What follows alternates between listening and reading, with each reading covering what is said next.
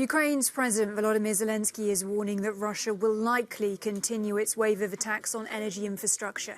It comes as the mayor of Kyiv says that residents may want to consider temporarily relocating before the city's power and water supply is further targeted. Well, millions of people are currently without electricity across the country. And joining us now is the Deputy Minister of Infrastructure of Ukraine, Alexandra Azarkina. Thank you so much for taking the time to be with us today here on Euronews.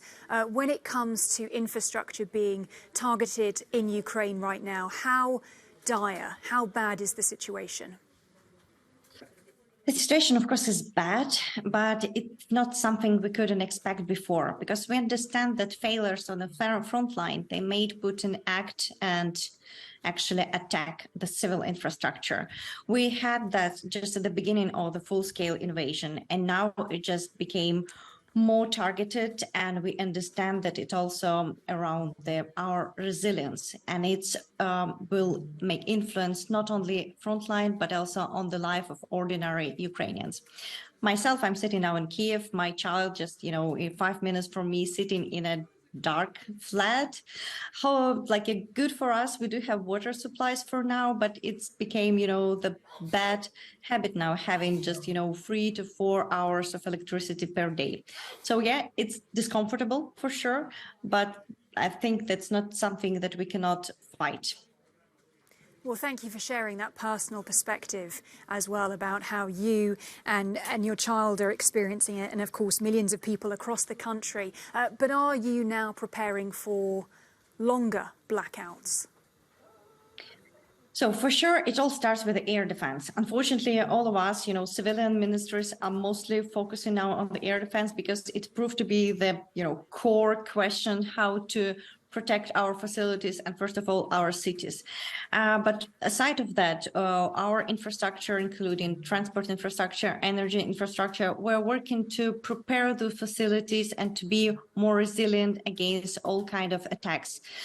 For sure, there are some possibility to organize, so-called passive defense, but again, it's never enough. So, and we understand that if Russia will still have more of new capabilities, new weapons, as for example, Iranian provided drones, that will make us more problems. And the only solution we have now is just to decentralize all processes, to make all possible ways to support the cities, support the critical infrastructure.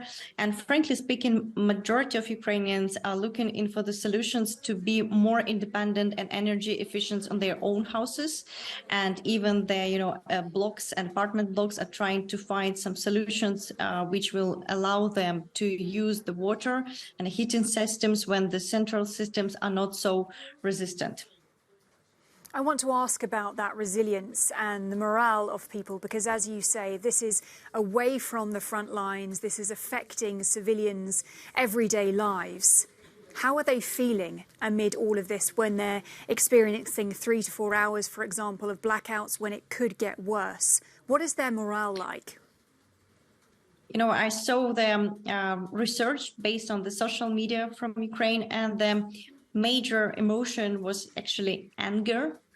And that's, something which drives you to, to motivate you to consider your normal work as a part of this, big fight, because we're fighting for our normality. But of course, there are some fatigues as well. For sure, it's not so easy, and especially for the people who are not so, independent, and people who do have some problems with their health, etc. So it's not easy for everyone. And for sure, we just need to be tough and pray for our armed forces as well to stop this as soon as possible. But anger, unfortunately, became one of the leading emotions.